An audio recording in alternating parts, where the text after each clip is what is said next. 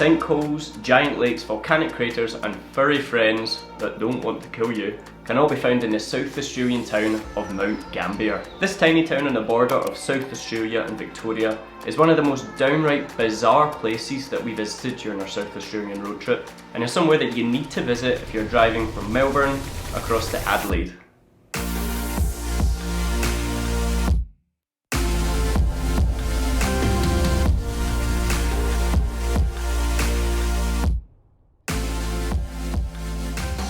To help you guys plan your trip to Mt Gambier, I'm going to be taking you through a one-day itinerary to the small town of Mt Gambier, including all of the beautiful sights that you have to see, talk about some of the fascinating history that this town has to behold, and tell you why exactly you need to visit during your South Australian road trip. Kicking off the entire road trip, there's a couple of places just on the outskirts of Mt Gambier that you need to visit before you actually go to the town itself.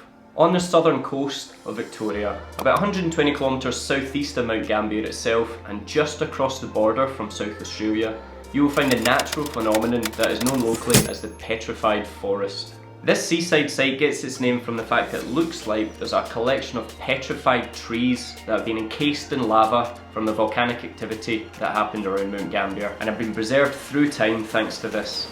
In reality, these trees are actually made from a type of rock that through some geological marvel is a lot more weather resistant than the rock that was once around it and has since then blown away due to weather. But it's just so windy all the time. It's just so cold and windy, we could feel like it was raining, but we were looking up and the sun's beating down on us, but it turns out it's actually the spray of the sea.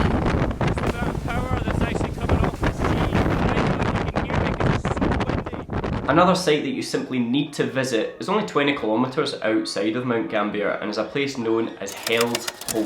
This sinkhole is a hugely popular spot for advanced divers in the region and is the entrance to a huge amount of labyrinths that make up the region of Mt Gambier. Sure is more of like an off the beaten track path. Definitely, you wouldn't even find it, I don't think, unless you were looking for it. Yeah, unless you have, because there's one sign that's been scribbled onto a boulder, yeah, and the rest of the signs will just say trail. Oh wow, this is something else. Jesus. You can see why it's called Hell's Hole. Woo! Echo! Wow. Wow. How deep do you think that is? Or how low down? How far down? Oh, 80 metres maybe? Yeah, it's a big drop. It's a big drop and I've got really jelly legs as I'm hanging out over it. So is this like a gate with some ladders down to it? Or do you think divers just jump from here? Oh, probably don't. It looks like it's some pretty old planks of wood underneath us, so no jumping. No jumping. You will need a licence to dive in a spot due to the dangers of cave diving, however it's still a beautiful spot to visit even if you've got no intentions of getting wet. Other places that you need to visit lie a little further from Mt Gambier and can be found in the Great Otway National Park, such as the Great Ocean Road Coastal Trip and the beautiful waterfalls that can be found behind it further inland. Now, enough about these other sites, and it is time to kick off our one-day itinerary to Mt Gambier, and what better place would there be than a morning dip in the Little Blue Hole. Kicking off our itinerary to Mt Gambier, we started the day off at another beautiful Mt Gambier sinkhole that sits roughly 20 kilometres to the south of the town. These sinkholes were created by huge geological events that happened millions of years ago. These events created pretty much every beautiful site that you'll be visiting in this one-day itinerary to Mt Gambier, and so we'll go into more detail about them later in this video. Start off this epic day of adventure right with a morning swim in the stunning Little Blue Hole of Mt Gambier. We camped here the night before and enjoyed a rather brief sunrise swim in the 9 degrees water of the Little Blue Hole.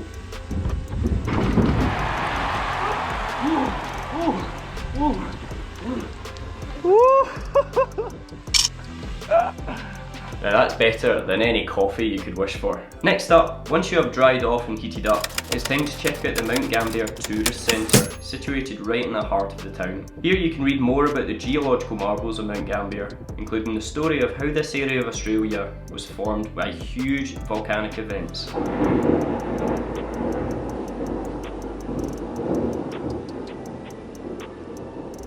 This is all in amongst the visitor centre. Yeah, I don't even left the visitor centre yet. I'm in a cave. I mean, it's plastic. If you're still feeling cold from your early morning dip, then now is the perfect time to grab a hot chocolate and possibly some lunch before the next site. So head out in search of a cafe.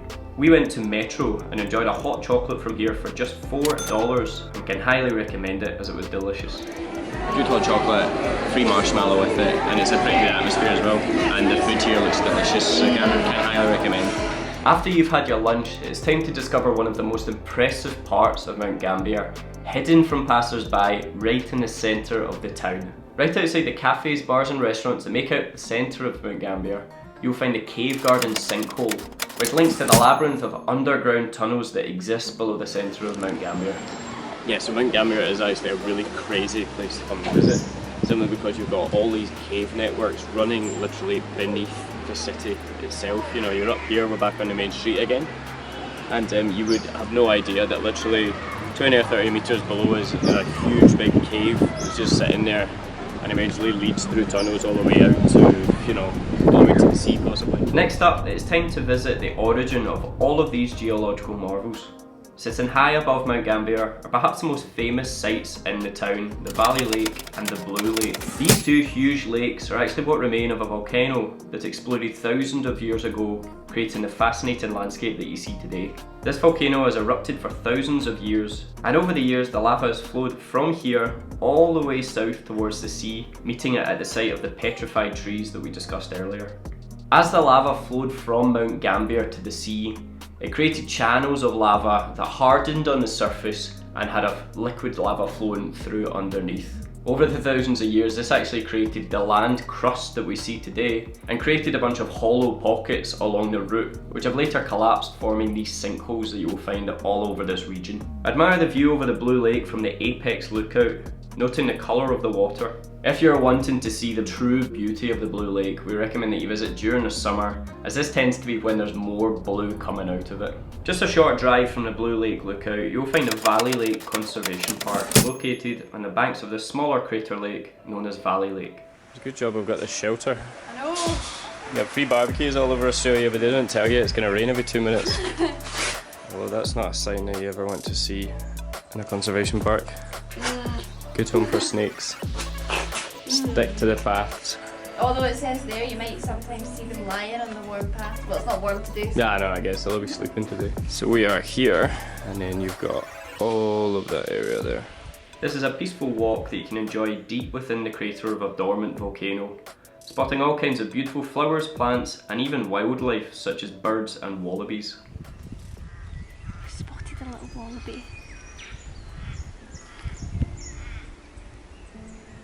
Seems pretty chill with us, to be honest. He's just sitting staring at us. Letting us take all the photos. From here, we suggest taking a trip to the highest point of the volcanic crater for stunning views over the surrounding landscape. This sits high above Valley Lake and is known as the Centenary Tower. Be warned, however, that the path to reach the tower is very, very steep. However, the view at the top is definitely worth it. Jim, I heard that there's cakes up the top. Run! Get me a chocolate brownie! Well, it's a good job we didn't actually want to go up the tower, because they told us that if the flag's flying, it means that they're open for business. And there's no flag! Imagine walking all the way up here and there was no flag flying, you couldn't get up the tower. I'm sorry, I know there's superhumans out there, but in what world is anyone going to cycle up this hill? We did it in Italy by accident. I don't even think it was this big though. Do you know? That's crazy big. Well, even what we did was bad, so this. Yeah. There's no way to be pushing it. Maybe downhill. Maybe then your brakes would probably fall off. And this, my friends, is the purest definition of dreich weather that you can possibly get. Yep. It's absolutely minging. So we're going to go and find some shelter. And there's one more spot we want to check out tonight. Apparently it's a really special place right in the city centre. And it's a big sinkhole with gardens in the middle of it, so we're really excited about that. Yeah, it's called the Umpherston Cave? Umpherston Sinkhole. And after dark, apparently all these possums come out, so we're going to go and we will see you there and then. Just outside the centre of the town of Mt Gambier, the Umpherston Sinkhole is a beautiful spot to visit during the day, a peaceful retreat below the ground from the busy town above. Pay a visit to the sinkhole now and get to know the layout during the daylight, enjoying a wander around and reading about the history of the sinkhole. However, make sure that you do come back once the sun is set to see a slightly more wild side to the sinkhole. At night in the Umpherston Sinkhole, almost like clockwork, you have a family of possums that make their way down into the sinkhole and can eat fruit and veg actually out of your hand. Munch, munch, munch. Oh, there you go. Now obviously these possums have gone from being wild animals to more domesticated breed because of humans feeding them. I got a treat for you. Here comes that boy. However, it's turned so bad that actually if we don't feed them personally, they possibly won't actually know how to get food. So bring a bag of healthy food such as celery and carrots, and enjoy watching these furry critters eat straight from your hand. Is that something we should be worried about? What's he looking at? Oh. Right. Bye bye. Time to go. Not gonna be able to do any climbing. Why? Because we're feeding them too much apple. And break the branch. Well, that just about wraps it up for this one-day itinerary to Mt Gambier, and I hope you guys have found it useful. If you did enjoy this video, hit that like button down below, and if you want to see more Australia videos and Australia guides that we'll be producing in the coming months, hit that subscribe button and join the Highlands to Hammocks gang. And as always, we'll see you guys again in the next one.